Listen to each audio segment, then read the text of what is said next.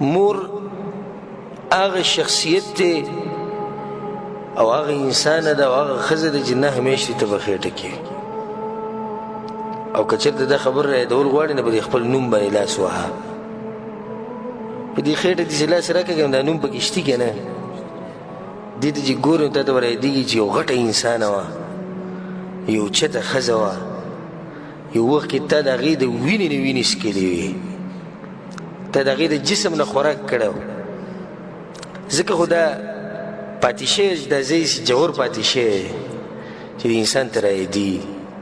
کله کله چې نوم ته ګورو نه مور به ته رایادېږي چې هغه اوچته انسان او بیا چې هغه مور په قبر کې پرته بیا چې هغه مور انسان یې نشي لیدی او هغه مور چې هغه ژبه نشي خوځولی هغه مور چې ستا خبرې نشي اورېدی د انسان دا زړه دی چې ټق کوي چوي چې ما یو پیر د دغه زنانه د دغه ښځې د اوچته ښځه چې هغه نښه ما ته پرېښودلې چې بچي که ته ډېر غټ شي خو ګوره زما د جسم نه تا وینه څکلې وه که ته ډېر غټ شي ته خو اوس مالداره شوی ښه ده بچي دې هم شوي ډېر هوښیار شوی خو دا دی چې زما د بدن نه ته خوراک کړی دی وګوره دې نښې ته دا نښه پرته ده که نه مور هغه مور چې اولنی قدم چې ما ورته اخیستو نو چا د لاس نه نیولي و هغې نیولي نو بیا زموږ د خپې ازادې شوې دومره ازادې شوې چې کله د هغې خپې ودرېدې بیا د هغې خدمت نه شي کولی د هغې غریبې بوډۍ چې خپې ودرېدې په کټ کې پرته ده نو مونږ ته تنګ شو مونږ وې دا راته څه جاښه پرته ده غم راته پروت دی حالانکې زموږ چې خپې نه چلېدي نو ګوته چا راکړې وه مونږ له بلاس کې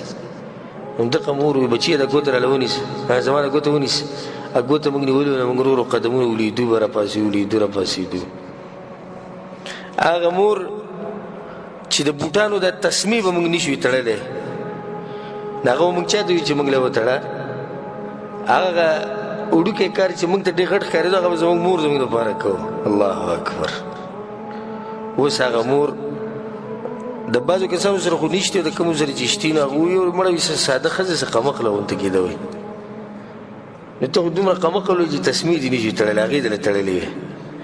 سهار چې به سکول ته تلي مدرسې ته تلي مور پسې موږ نه راتلو دا بوټ به مو ته نیسي نوله مور ماله زر زره بوټان تسمه هغه به راته وبه یې خندل وي قیامته پورې تا دا چلې زده نه کو هغه مور هغه خوږه مور چې په دې وړوکوالي کې تا سره بل څوک ملګری و ستا د پالتو خبرو ته چا غوږ ایښودو ستا د ګډوډو خبرو ته چا غوږ ایښودو صرف دغه یو انسان و چې ستا د خبرې ته غوږ ایښودو مونږ به د دې مور سره چې وړوکوالي کې کېناستو څه به مونږ ویلي پته نشته او څه ګډې وډې به مونږ ویلي او څه داسې مطالبات به مونږ کړي چې هغه به د نه کېدوي هغه مور بچي ته به خندا چې وي صحیح ده داسې به درمو